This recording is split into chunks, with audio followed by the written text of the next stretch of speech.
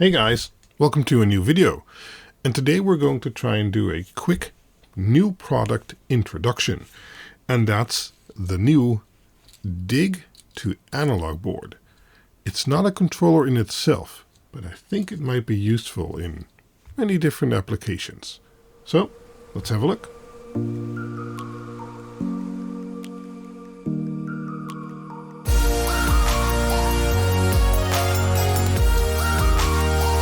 So the dig2analog is really made to complement a digital LED setup, like with our, pixel addressable LEDs or LED strings, etc. But then sometimes you might want to use analog or PWM controlled dumb LED strips. And that's basically what this board does. It takes in a digital LED signal and it puts out a PWM signal to control dumb LED strips. Now, if you've noticed my background already, there's less color than normally because one of its primary target applications, you could say, is using high quality dumb LED strip in a digital environment. Because currently most or basically all digitally addressable LED strips have very bad whites. If you have only RGB, you can't really speak of having a white on there. You have a color that's called white, but it doesn't have the white spectrum in it. If you want to improve that, you can get a LED strip with a white diode in there, like I happen to have some WS2814 here on my desk. Let me show you over here. And these have the where am I? There. The extra diode there that is a dedicated white. And while that certainly helps, sadly, the diodes that are used on digitally addressable LED strips like SK6812 or this WS2814 or TM1814, etc., they are still of a very low quality white. So the CRI, or the color rendering index, is very low. Now, analog or dumb LED strips, especially if they're dedicated white, like for instance these, let me show you again from the top-down view. There we go. There. These are from Oxmer, and these have a very highly binned white color LED. So what that means is that instead of a CRI 70, that's a generic RGBW, and then only the WLED of an addressable LED strip will have, they'll have a CRI of 95, and that's also what you see here in my studio that's basically filming me. So you need very high quality white light for that. And well, with this board, if you have a Dig-Uno, a Dig-Quad, or a Dig-Octa, you can actually just add those to your setup without having to have a dedicated analog controller. Now, as many of you know, I am working on dedicated analog controllers. They've hit a few snags. We are getting past those recently, but it'll take a while before they're released. They'll have some advantages over this approach, but yeah. Anyway, in the meantime, you can use one of these dig2analogs to just add some analog where you need it, basically. So let me take you to the board, and let's zoom in a little bit. There. So the board, if I can just go by the ports to explain their features. You have a 3-pin input terminal, which is positive, data, and negative. And this would normally come from, for instance, a Dig-Quad, which has positive fuses, because this side is not fuse protected. A data output, which is level shifted. This expects 5-volt data, like any LED strip. And then a negative output. So you run a wire there. We'll do that later. Then it has some extra terminals. Here you can see some extra terminals which I have called inject input. You can inject extra positive or negative because this board also has a positive data and negative output terminal. With that, you can daisy chain multiple boards so that depending on how many RGBW channels you need, you can daisy chain up to 400 boards in a chain to whatever your project needs, basically. And well, because you'll run out of power because of voltage drop, etc., the rules aren't the same as on LED strip, because there's a lot more copper involved here, so you don't get voltage drop that often or that quickly. You can use these power injection terminals here down the line from a different fuse on your dig-quad to inject power. So that's the input, the output, and power injection side. One extra thing I wanted to notice there, you might have noticed this little switch here, and that is actually to reverse the input and the output of the data signal. So currently it's in the bottom position, and that means this is the input and this is the output. If you reverse that, you can actually reverse this board, and now this is the input and this is the output. Only for the data signal, of course, but still. Depending on your project, you might need some wires going to the left or to the right, and that's basically what that switch accomplishes. Right, so now that we know how to do the input signal and the output signal and to switch that around and how to do power injection, well, this board actually needs a function, and that's with these terminals on the right here. If we turn this here, we can see we have a positive, a white, a BGR or RGBW, and a positive output. And well, you can also see this nicely labeled here on the back. Quickly about the back, you can actually add some functions to the board. You can add, well, it says it right there, optional diodes if you need those. Normally, if you're just running LEDs, you shouldn't need those. And the board by itself on the LED output is fused with an auto reset fuse over here, which is by default 3 amps. But if you really need more power through the board, you can change this fuse or basically add one to the back. You'll have to solder that yourself, but then you'll have a 6 amp total output. And I should really start by telling what it actually does. You can connect your dumb LED strips over here, and that will be fuse protected and limited in a sense to 3 amps. So that's the theory, basically. Data in, data out, power in, power out, injection if you need more in a chain of boards. The boards support 12 volt to 24 volt, so you can use most common analog LED strips, and then you connect your analog LED strip over here. So let me quickly hook that up and we'll run through the setup together.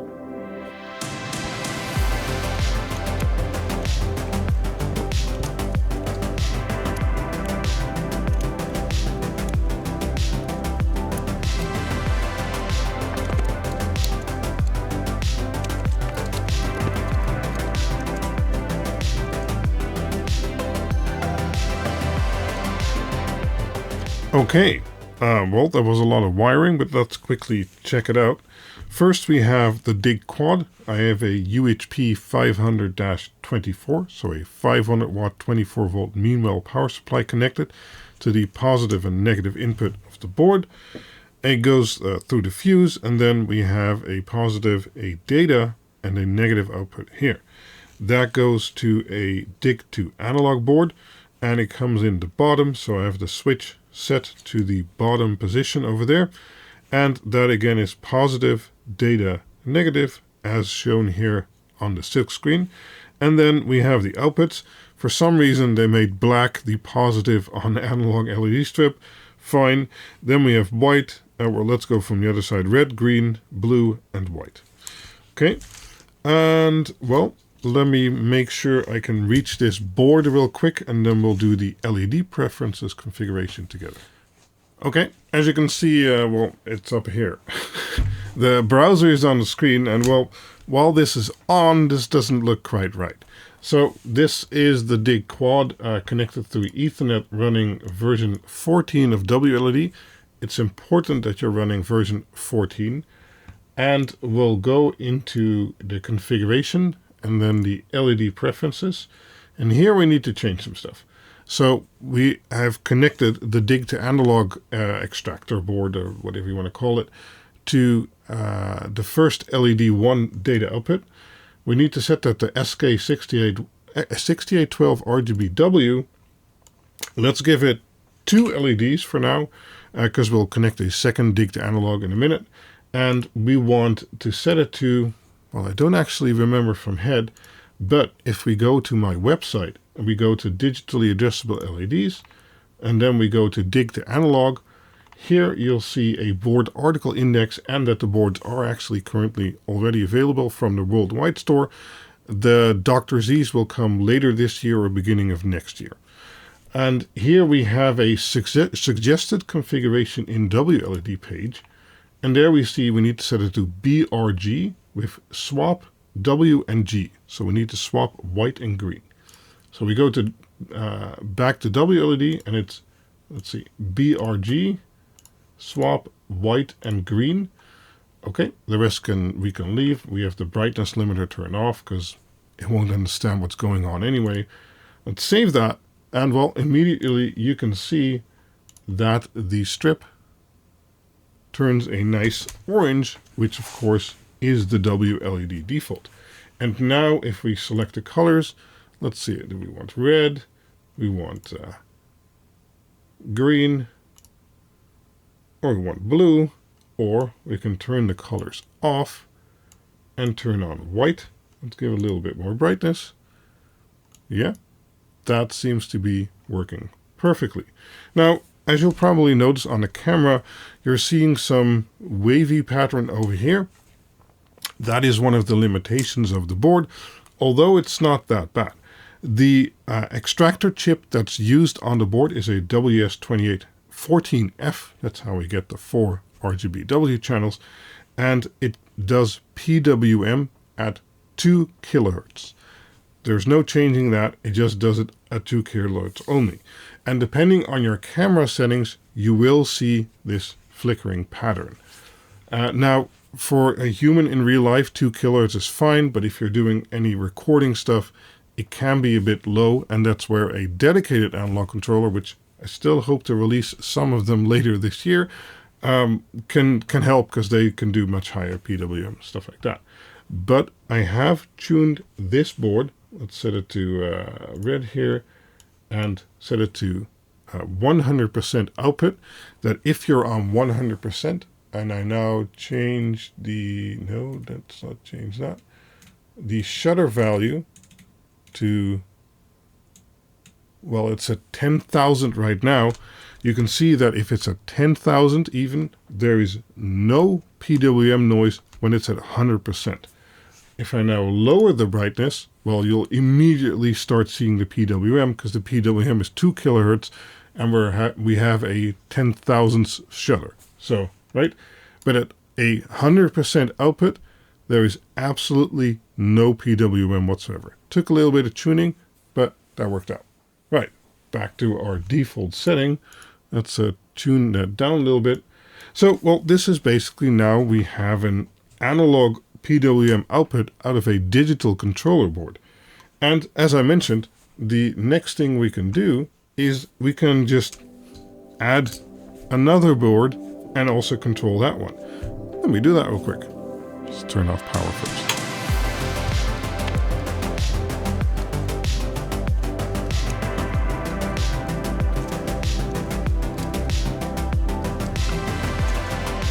Okay, so what I did, we still have the input to the first board here.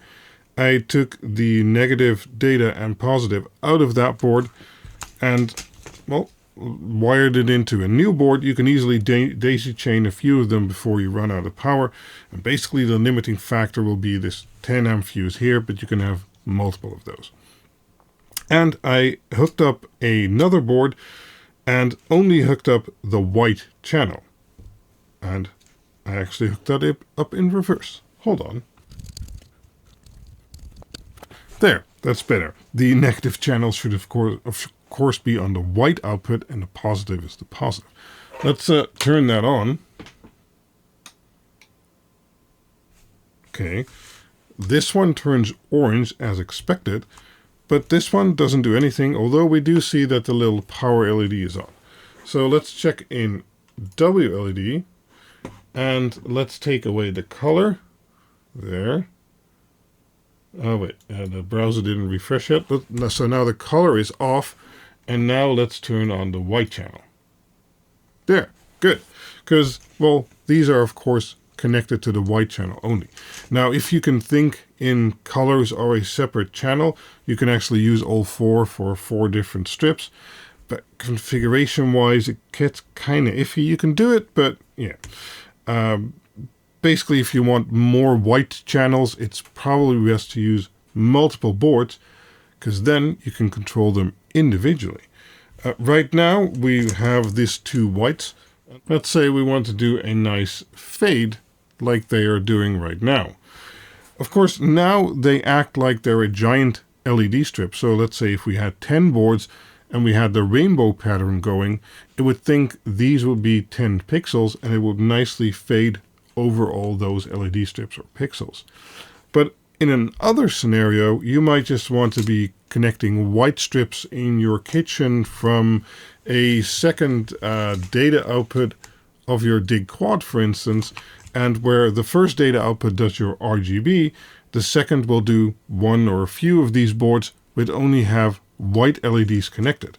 What I'd recommend doing then, let's turn that fading off a little bit. There, let's turn that down. You go to segments, and currently 0 to 2 are a single segment. Now you'll have to calculate this if you also have RGB, how many LEDs are on LED 1 and how many LEDs are on data output LED 2. We're only using 1 channel, so let's say our first LED is a segment and our second LED is also a segment.